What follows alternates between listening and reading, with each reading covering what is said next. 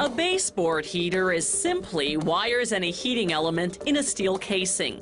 They make the element using a strip of paper-thin aluminum, 19 centimeters wide. It's lubricated with soap, then goes through a forming machine. A die punches the strip into little squares called fins.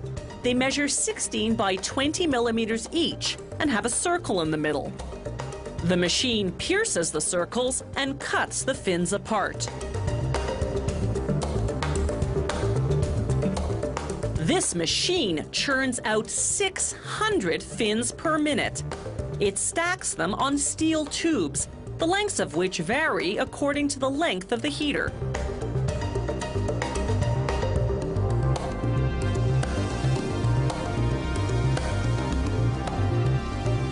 As each tube fills to capacity, a worker takes it away to be wired up.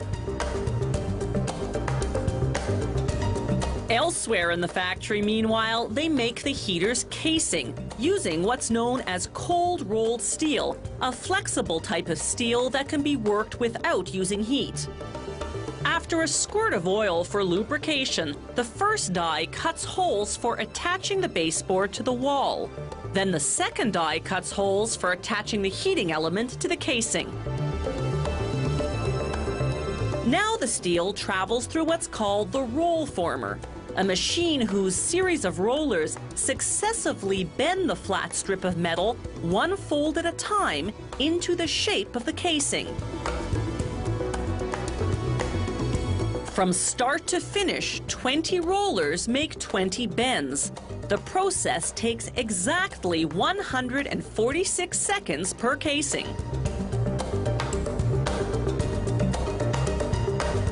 After the last fold, a computer-controlled die cuts the casing to the required length. The higher the heater's wattage, the longer the casing has to be. Models range from 300 watts, about half a meter long, to 2,500 watts, almost 2.5 meters long. Next, they put a steel junction box on each end of the casing. These hold the wires that the electrician connects to the house wiring. Workers spot weld both junction boxes simultaneously.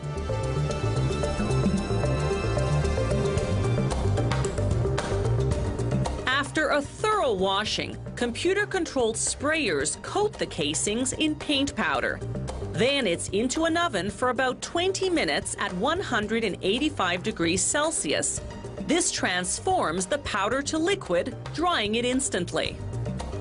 After running a red wire for the electrical current the length of the casing, they rig up what's called a linear high-limit temperature control, a safety device that prevents the unit from overheating and catching fire. Gas inside the temperature control expands under intense heat, triggering the device to cut the current. Now they install supports to hold the heating element in place. They're made of satin coat steel, a rust-resistant metal. As the element heats up, it naturally expands.